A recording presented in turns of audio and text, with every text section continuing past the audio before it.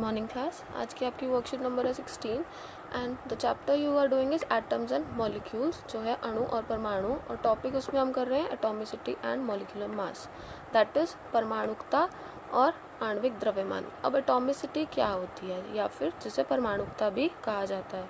The number of atoms present in a molecule of an element, compound or matter is known as atomicity of that molecule। या फिर किसी तत्व, यौगिक या पदार्थ के अणु में कुल परमाणुओं की संख्या उस अणु की परमाणुकता कहलाती है। अगर तो जो मॉलिक्यूल है वो फॉर्म हो रहा है सेम एटम्स के साथ, ठीक है, तो वो एलिमेंट बनाएगा। और अगर जो मॉलिक्यूल है वो डिफरेंट एटम्स के साथ फॉर्म होगा तो वो एक कंपाउंड फॉर्म करेगा। ओके, अब हम इसे कैसे समझेंगे, एक एग्जाम्पल के टाइप से समझ लेते हैं। ठीक है, एग्जाम्पल हमने फर्स्ट लिया है ऑक्सीजन, जिसे हम O2 लिखते हैं। ठीक है, इसका जो कितने एटम्स हैं यहाँ पर 2, इसलिए हम उसे डायटॉमिक बोलते हैं। क्या बोलते हैं? डायटॉमिक। Di means 2। ठीक है, अब हीलियम लिया है, हीलियम का सिंबल है He, इसके यहाँ पर क्या है 1, कुछ नहीं लिखा तो उसका सब्सक्रिप्ट क्या हो जाएगा 1 हो जाएगा, इसलिए उसको मोनोटॉमिक बोलते हैं। अब मोनो का मतलब क्या होता है, कितने एटम? 1 एटम। अगर 2 एटम है तो डायटॉमिक बोलेंगे, जिसे द्विपरमाणुक बोलते हैं। और अगर 1 एटम है तो उसे हम मोनोटॉमिक बोलेंगे, जिसे एक परमाणुक बोलेंगे। ठीक है, क्योंकि ये सेम एटम्स के साथ बने हैं एलिमेंट्स, इसलिए इन्हें एलिमेंट्स या तत्व बोलते हैं। ठीक है, अगर मैं इन्हें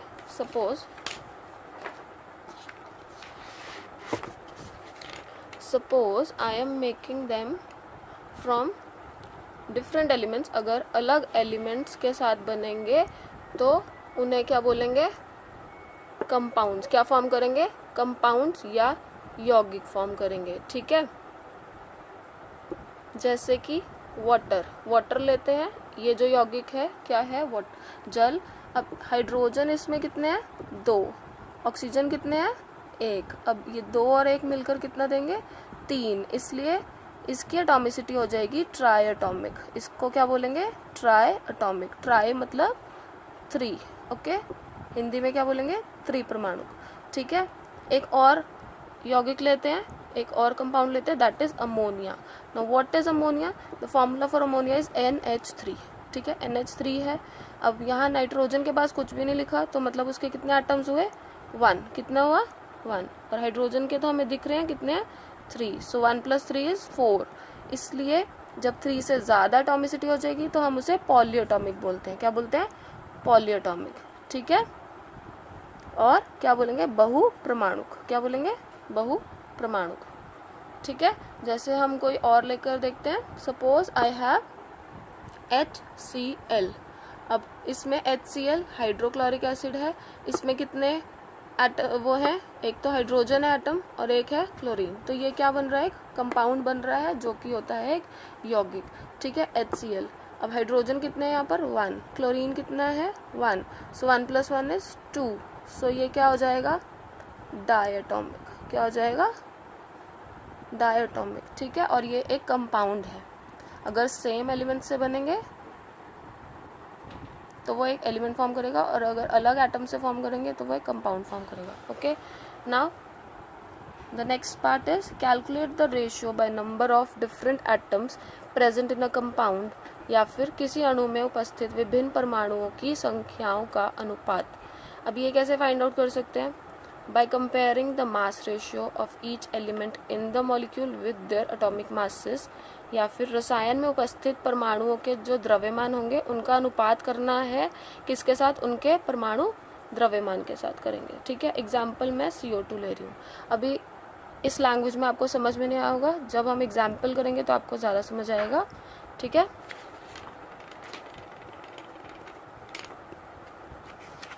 फॉर एग्जाम्पल जैसे मैंने लिया what is this? Carbon dioxide. ठीक है, कार्बन डाइऑक्साइड लिया है। इसमें अगर हम देखें एलिमेंट्स, हमने एक टेबल बनाया है फाइंड आउट करने के लिए। एलिमेंट जिस तत्व बोलते हैं, मास रेशियो लेंगे, जो कि द्रव्यमान अनुपात होगा, ठीक है, वो आप सबको पता ही है। और एटॉमिक मास रेशियो लेंगे जिसे परमाणु द्रव्यमान अनुपात बोलते हैं। इसे हमने ए मान लिया, इसे हमने बी मान लिया, और हमारा एग्जाम्पल क्या है, कार्बन डाइऑक्साइड का, ठीक है। अब एलिमेंट कार्बन डाइऑक्साइड में एक तो कार्बन है तत्व और एक ऑक्सीजन है। अब इनकी रेशियो बाय मास होती है 3:8, ये हमने पहले पढ़ा है, ठीक है, 3:8। और इनका जो एटॉमिक मास रेशियो है, क्योंकि कार्बन का नंबर 6 होता है तो उसका जो एटॉमिक मास है वो डबल हो जाएगा। डबल होने की वजह से 6 की वजह क्या बन गया, 12। ऐसे ही ऑक्सीजन का जो एटॉमिक नंबर होता है वो होता है 8, सो वो भी डबल होकर क्या बन जाएगा, 8 + 8 16, ठीक है। अब हम इनका रेशियो ढूंढ रहे हैं, so ratio means this divided by this, so 12 divided by 16 gives 3/4। इन दोनों को डिवाइड करेंगे, इनका अनुपात निकालेंगे तो 3:4 या फिर 3:4 आया, ठीक है। अब हमने यहाँ पर क्या करना है, ए और बी को डिवाइड कर लेना है।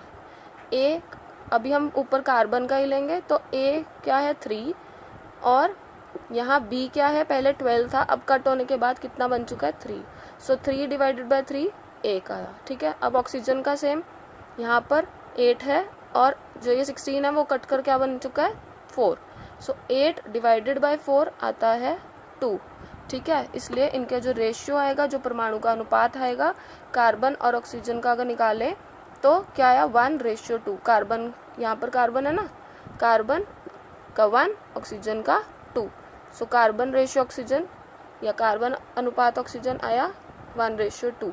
तो मतलब कि कार्बन के कितने आटम है, 1, और ऑक्सीजन के 2। तो फॉर्मूला हमने क्या बनाया, CO2, ठीक है, समझ में आया। ऐसे ही आप बाकी कंपाउंड्स का भी करेंगे, ठीक है।